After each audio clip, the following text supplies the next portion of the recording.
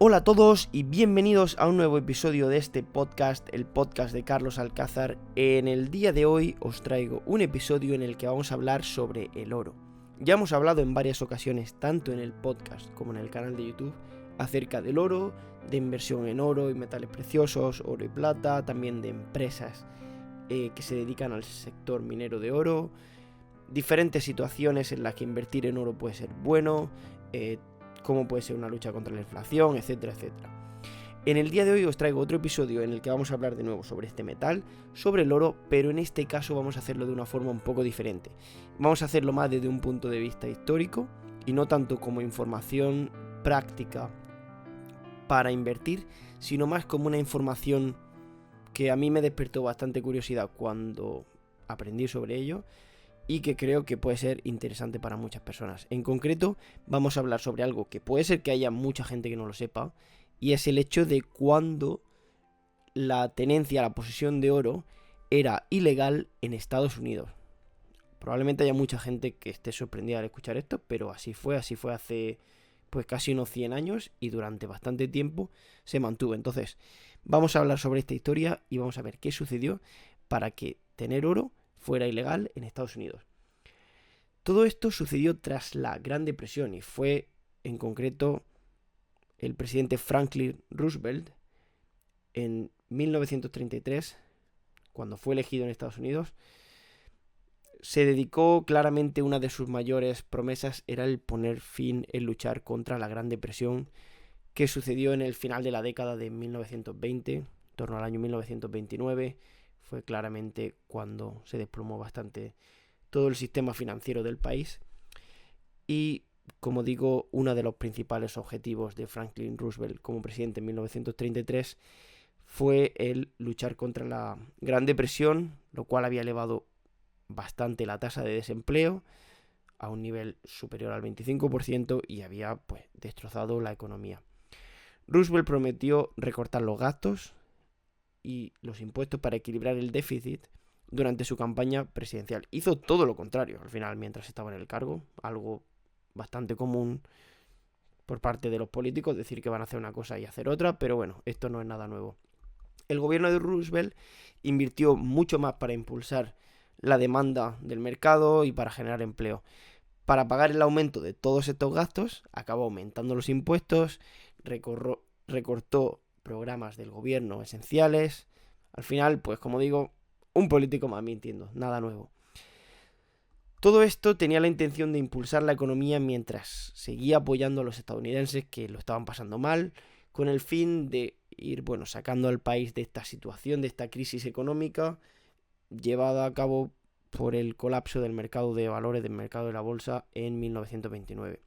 Roosevelt pronto descubrió, sin embargo, que incluso aumentando los impuestos no podría tener suficiente dinero para financiar todo el gasto que quería. La Reserva Federal en 1914 había establecido previamente, es decir, 20 años atrás, un límite a la cantidad de dinero que el gobierno podía imprimir. Ambos billetes de la Reserva Federal, papel moneda, ¿no?, tenían que estar respaldados por el 40% de oro por parte del gobierno. Es decir, el gobierno quería 40 centavos de oro, centavos de dólar, en el banco por cada dólar impreso, de forma que cada dólar impreso, cada billete que había, estaba respaldado en parte por el oro. Sin embargo, Roosevelt prohibió la tenencia de oro. Como resultado, eso fue una de sus primeras acciones. Fue retirar el oro y las divisas del sistema financiero como una emergencia nacional, ¿no?, para intentar poner fin a esta situación. Entonces ordenó que todos los bancos cerraran para prohibir la exportación, la tenencia de oro, la asignación de monedas, lingotes o de cualquier divisa relacionada con el oro. Roosevelt usó la autoridad que tenía como presidente de Estados Unidos para declarar ilegal la posesión del oro el 5 de abril de 1933, un mes después tan solo de asumir el cargo. O sea, que parece que empezó fuerte este señor. Y consideró que esta medida era insuficiente para disuadir a los bancos y la fuga de capitales del sistema de oro, etc. Entonces firmó una orden que declaraba ilegal la posesión del oro para todos los ciudadanos estadounidenses, tanto en monedas como en lingotes, y que se podría castigar con hasta 10 años de cárcel. Cualquiera que fuera encontrado con oro tendría que enfrentarse a una multa equivalente al doble del valor del oro que se había incautado. Entonces los estadounidenses deberían entregar todo el oro al gobierno a partir de esta medida. A partir del 1 de mayo de 1933, todos tenían que entregar su oro a la Reserva Federal. ¿A cambio de cuánto? De $20,67 en papel moneda por onza. Es decir, actualmente el oro cotiza ligeramente por debajo de los $2.000, es decir, casi 100 veces menor al precio al que cotiza hoy. Los estadounidenses que no pudieron reclamar su oro fueron arrestados y podían enfrentarse, como digo, hasta 10 años de cárcel si no lo entregaban. El oro también fue prohibido en las transacciones para comprar y vender cualquier producto, como se había hecho hasta entonces. Muchos estadounidenses formaron largas filas para entregar su oro y la verdad es que, bueno, obviamente habría gente que se resistió a entregarlo. Ya no sé quién sí y quién no recibiría estas penas de hasta 10 años de cárcel, pero obviamente al final si juegas con el miedo y le dices a mucha gente que si no da su oro puede sufrir graves consecuencias, pues obviamente mucha gente al final acabó cumpliéndolo. Roosevelt pudo aumentar el déficit vendiendo bonos, es decir, al final vendiendo deuda a cambio de papel moneda, cuando el oro y el papel moneda todavía estaban relacionados, pero poco a poco se fueron separando, que esto, bueno, es algo de lo que hablaremos ahora, que es la abolición del patrón oro. Pero bueno, Roosevelt usó el papel moneda recaudado por estas emisiones de bonos para financiar todos los servicios públicos, todos los servicios gubernamentales que instituyó como parte de este nuevo acuerdo. Sin embargo, este nuevo acuerdo de Roosevelt no logró poner fin a la Gran Depresión. El mercado de valores se acabó desplomando un 90% en esta década de 1930 y el desempleo aumentó. El gobierno de Estados Unidos levantó esta restricción que quedaba sobre los déficits del gobierno federal, pero eso fue ya mucho más adelante, en la década de 1970. ¿Qué fue lo que pasó en la década de 1970? En concreto, el 15 de agosto de 1971. Fue cuando el presidente Richard Nixon abolió el patrón oro. De esto sí que hemos hablado, lo hemos comentado al menos por encima alguna vez en episodios pasados o en algún vídeo en el canal de YouTube. Pero para quien no lo sepa, como digo, el oro siempre ha estado respaldado en Estados Unidos antes de 1971, al menos en parte por el oro. Es decir, no se podía imprimir una cantidad de dólares superior al oro que había. Es decir, tenía que estar respaldado, ¿no? De forma que tú siempre podías cambiar tus dólares impresos por cierta cantidad de oro.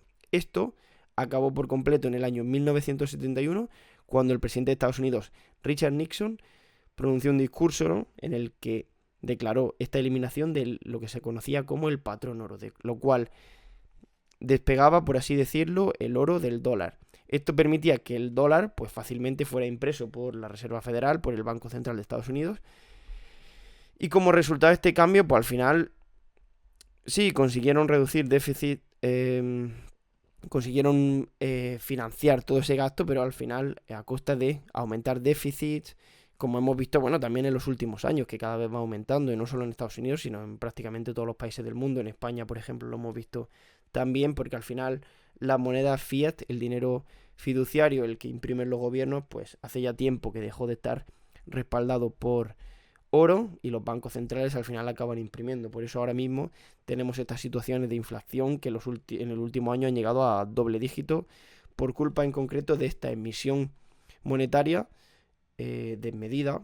En el caso de los últimos años ha sido por la pandemia, pero al final los gobiernos quieren financiar estos gastos que tienen y la forma que tienen de hacerlo es imprimir dinero indiscriminadamente. Esto antes no se podía hacer porque estaba respaldado por el oro, pero en el momento que el dólar como divisa reserva a nivel mundial se desprendió del patrón oro, pues claramente el sistema financiero cambió por completo.